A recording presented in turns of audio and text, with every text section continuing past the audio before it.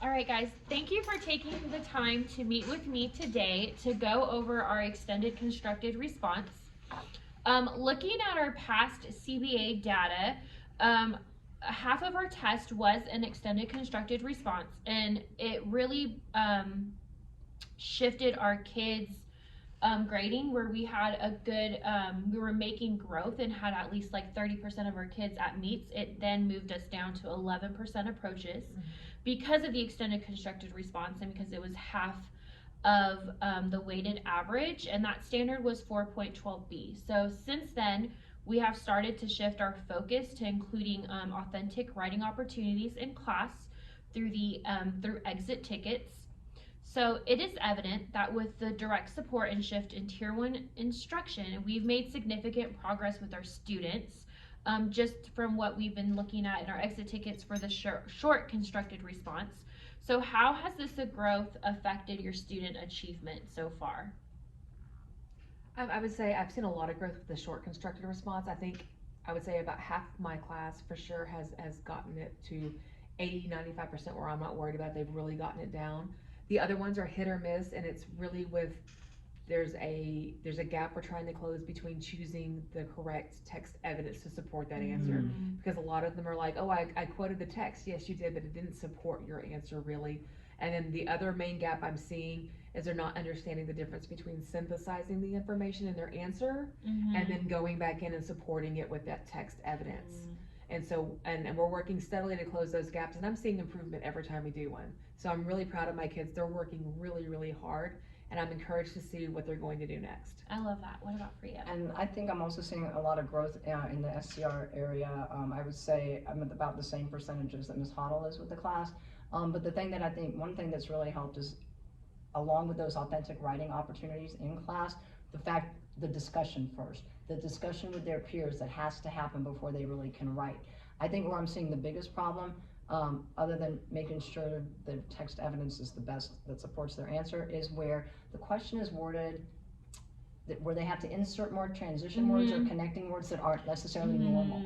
And so that is kind of confusing them. They may know what to write and then they just freeze because they can't figure out what connecting words to put in. I've given them, last week I gave a word bank to help on certain issues like that, but they're not yet at the point where they're going to be able to come up with some of those connecting words on their own.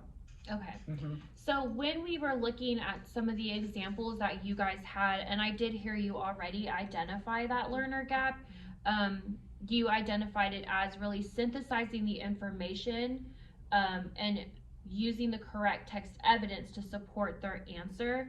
So how can we use this then to plan instruction for Tier 1 and in our literacy small groups? I think I need to follow more of Ms. Weiske's model. I need to have them talking about it more before I have them put the pencil to paper or typing it out. I think we need more discussion about it because I don't think they're making that connection yet in their head.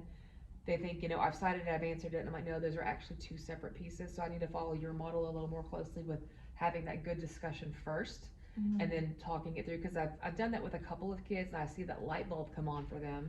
So I need to implement that as a whole group or in smaller groups at my table. And so the learner gap I heard you identify was similar to hers with using the correct text evidence, but also using transition words outside of our normal first, next, then. Which I did see a lot of transition words in your writing samples. So how can we plan for instruction in Tier 1 and small groups to identify and pinpoint those gaps? So in Tier 1 instruction, what I tried to do as recently as last week is when I'm writing the inference question or the question that calls for the vague, to really expose them to more of it. They've got to be exposed to it in Tier 1 instruction and guided through playing around with the words, and then that needs to be followed up with, I'm still working on this, some kind of station activity of word choice and playing with which transition word, connecting words make the most sense, and then where they almost in a gallery way can walk around and see, I don't know if I would use that word, maybe I would use that word. And I'm still figuring out how to create that. Okay. But I want to roll it out next week. Okay. Okay. So I hear you saying when you said word choice, maybe like possible word banks Yes. or possible, even for you with the academic conversation, like possible sentence starters to start those academic conversations and to include transition words. And the idea of a gallery walk is really great because you could have different exemplars up. Yeah. And then Thank you for taking the time to meet with me today. Today, I really want us to just reflect on our own professional growth and our students' growth. Since we have implemented our plan of integrating writing into our reading lessons and using the gradual release model of I do, we do, you do, and using writing as a form of our exit tickets to really align with the new STAR rollout. So how has explicitly teaching the writing process improved your professional growth and student growth? I think it's helped a lot because with the writing, we can see where the gaps are in the student comprehension of the reading. Them having to actually take what they've synthesized when they're reading and then turn around turning it into a piece of writing related to the reading. It really helps me pinpoint where are we missing the gaps when they're reading, because they're having to take what they're reading, answer a prompt, and then provide that text evidence. So when they're completely missing the mark of answering the question, I know, okay, we have a comprehension gap here. Or if they're answering the question well, but we're missing the text evidence, okay, so we know how to do part of it, but we don't know how to do all of it. So it's helping me zero in on what piece that they're missing when they're reading the text. And that helps me to help them close those gaps to become better readers. I absolutely agree with that. I think this journey, this plan that we've been doing of integrating writing into reading, because before, writing was always taught in isolation. I think it is helping us pinpoint those gaps in reading for sure. And it's been growth for me and reflection for me, because I've realized our students aren't going to grow in reading unless they are writing about what they read. And especially with the new STAR rollout, we know that they're going to be responding to a text based on what through writing based on what they've read. It's no longer okay, like today we're going to just write a personal narrative, or today we're going to write an expository text. It's really, what have you learned from this reading, and like you said, how have you synthesized it, and how are you going to show evidence of this in your writing? How do you think using this explicit model, this gradual release, how do you think it's impacted your students' growth in writing and reading? Oh, I think it's been immensely impactful. We've gone from students that couldn't write at all, they would turn things in that were blank, or for an extended constructed response, we'd have a sentence or two, to crafting really beautiful short constructed responses that they can knock out in limited time now that we've given them the structure and the support for that. And then even their extended constructed responses, even though they've had less time to practice with that, ones that I would say I would strongly give some of them 4s or 5s, and the other ones are really coming along. And we've gone from students that were very uncomfortable writing to students who at least have an idea of where to start, and they're really coming along with knowing, okay, I know I need to do this, and I know I need to do this, and this is my next step. So instead of staring at a blank page and feeling completely lost, we're empowering them to take charge of their learning and build a really nice piece of writing that they can feel proud of. Yeah, and I love that you said that, how we're empowering them and making them feel proud and taking that ownership. I do think the battle we were fighting last semester is our students weren't comfortable with writing, and just like you said, we were taking district assessments and students were turning in blank district assessments. Like, they were comfortable in not knowing. They were comfortable in, okay, if I don't know something, it's okay, no big deal. So we've really empowered them and built their confidence, and I think that's tremendously impacted our student growth. This last district assessment we had, like, we're right with the district in our writing CBA, which is amazing. And I do think, like you said, giving them that support, I think using the gradual release model and really chunking it, like today we're just gonna do the I do. You're just gonna I'm gonna model, and the students are able to see us go through the writing process with them. And then we have our guided practice where we're really targeting that support and helping our students grow so that they are successful when it comes to that independent practice. How do you think, like, working with our team and collaborating with our team during this plan and this time, how do you think that has helped you improve on your instruction? If there's a gap I'm trying to close and I'm not seeing my kids move, I can get with my colleagues and say, hey, I'm trying to close this gap. What I'm doing is not working. What are you doing? What are you doing in whole group? What are you doing in small group? and I can take these new ideas and I can tweak them for my kids. I can tweak them for my style of instruction, and I can make it work for me. And also, it's very relieving to see that, okay, it's not just my kids that are struggling with this. We're struggling as a grade level, so we can work together. Okay, we're noticing this across the board. What do we need to do differently?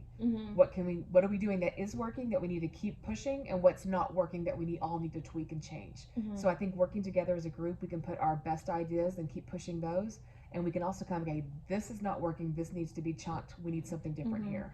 I agree with all of that too. I know, like, to me, what's been eye-opening when we collaborate as a team is that stealing of ideas, because it might not be something I thought of, and it might be something like our other teammate thought of or you thought of, and taking that idea, adjusting it and differentiating for our group of students, I think helps tremendously. And even doing those lesson rehearsals, because you might say something that I'm like, oh my gosh, like, you're great at coming up with those jingles, like, and I'm like, oh my gosh, the students are gonna love that, they're gonna gravitate towards that, they're gonna grab that.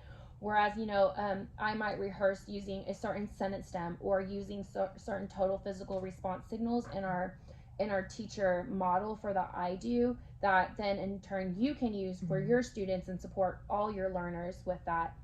And I do think when we meet as a team, something that I have loved to do and really, like, it has helped me reflect on my own instruction, is when we're looking at those student work samples together, like you said, and we're identifying that gap, because more than likely it's the same gap for another teacher.